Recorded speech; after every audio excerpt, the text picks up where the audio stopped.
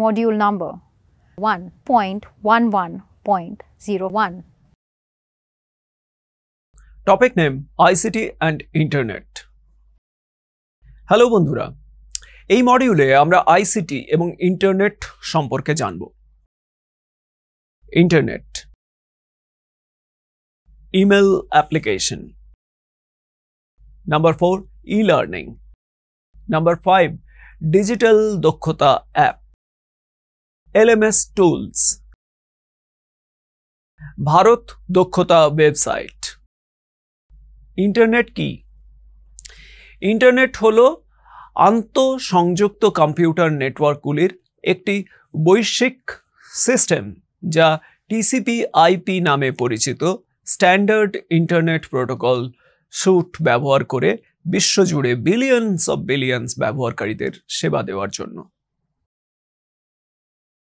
যা electronic, wireless এবং optical networking প্রযুক্তির বিস্তৃত ওয়্যারের দ্বারা সংযুক্ত।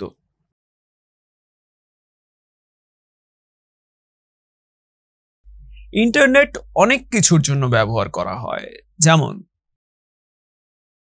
Email, online chatting, file sharing এবং স্থানান্তর, বিনোদন,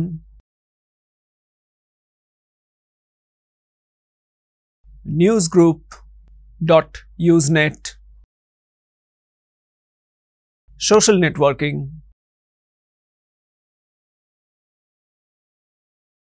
web page, blog,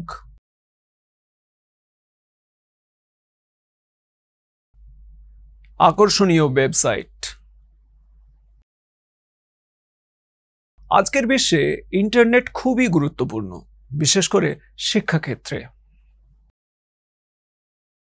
নাম্বার 1, শিক্ষকরা তাদের পাঠ সম্পূরক করতে ইন্টারনেট ব্যবহার করেন। অনেক মর্যাদাপূর্ণ বিশ্ববিদ্যালয় সবার জন্য বিনামূল্যে অনলাইন বক্তৃতা এবং কোর্স খুলেছে।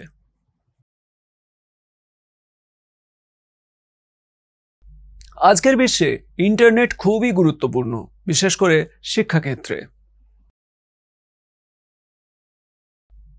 নাম্বার 1, এটি অবসরপ্রাপ্ত শিক্ষকদের দরিদ্র দেশগুলির শিশুদের পড়ানো এবং শিক্ষিত করার অনুমতি দেয়।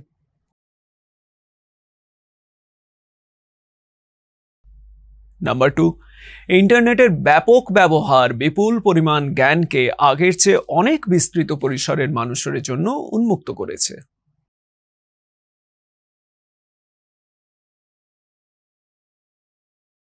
শিক্ষকরা শিক্ষার্থীদের ইন্টারনেট থেকে অতিরিক্ত সম্পদ এবং উপকরণ, যেমন ইন্টারঅ্যাক্টিভ পাঠ এবং শিক্ষামূলক গেমগুলি প্রদান করে ইন্টারনেট ব্যবহার করতে পারেন।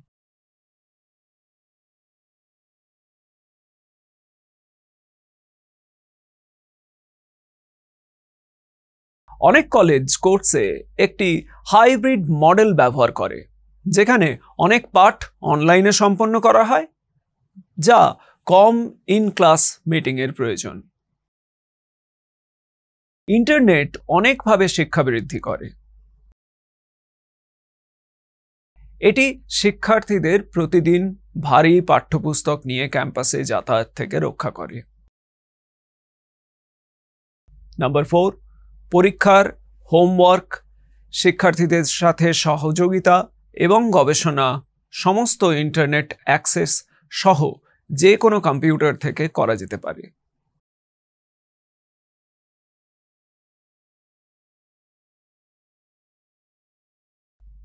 নাম্বার 5, এমনকি নন হাইব্রিড ক্লাসের জন্য ইন্টারনেট সাধারণ পড়াশোনার একটি সংযোজন হিসেবে ব্যবহার করা হয়।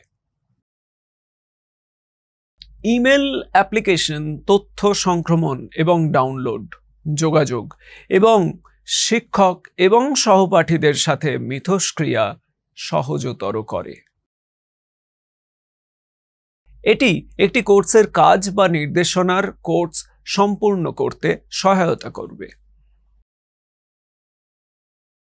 ই-লার্নিং, অনেক প্রতিষ্ঠান, শিল্পগৃহ, ব্যবসা, সরকার এবং বেসরকারি খাত ইন্টারনেট ব্যবহার করে দূরত্বে শিক্ষা এবং প্রশিক্ষণ প্রদান করছে। এগুলি সাধারণত ভিডিওতে, বক্তৃতা বা ইমেলের মাধ্যমে এবং ই-লাইব্রেরিতে অ্যাক্সেসের আকারে করা হয়। ই-লার্নিং এর মাধ্যমে দূর থেকে কাছের প্রতিবেশী যে কোনো জায়গায় একজন শিক্ষার্থীকে ভার্চুয়ালি শেখানো যেতে পারে। Digital skills app. আইটি আমাদের দৈনন্দিন জীবনে ব্যাপকভাবে প্রভাব ফেলেছে। ইলেকট্রনিক ডিভাইস, কম্পিউটার এবং মাল্টিমিডিয়া এমন দিক যা আমরা প্রায় প্রতিদিন ব্যবহার করি।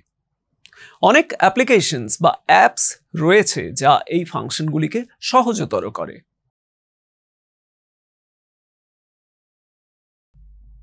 LMS tools.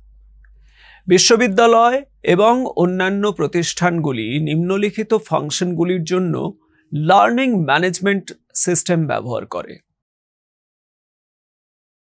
নাম্বার 1, তথ্য প্রদান। Number 2, registration. নাম্বার 3, ফি প্রদান। নাম্বার 4, শেখার উপকরণ বিতরণ। নাম্বার 5, লাইব্রেরি পরিষেবা। নাম্বার 6, লেকচার বা বক্তৃতা। Number 7, seminar. নাম্বার 8, অ্যাসাইনমেন্ট জমা দেওয়া এবং মূল্যায়ন। নাম্বার 9, পরীক্ষা নেওয়া। নাম্বার 10, প্রশিক্ষক শিক্ষার্থী মিথস্ক্রিয়া।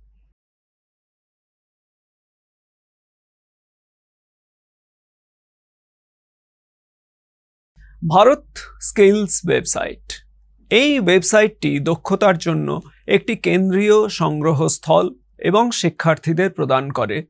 Number 1, NSQF curriculum. Number 2, course উপাদান। Number 3, video. নাম্বার 4, প্রশ্ন ব্যাংক বা question bank. Number 5, mock test. সুতরাং বন্ধুরা, এটি এই মডিউলের প্রথম অংশের শেষ প্রান্তে নিয়ে এসেছে। আসুন আমরা এই অংশে যা শিখেছি তার একটি দ্রুত পুনরাবৃত্তি করি। Number 1, internet. Number 2, email applications.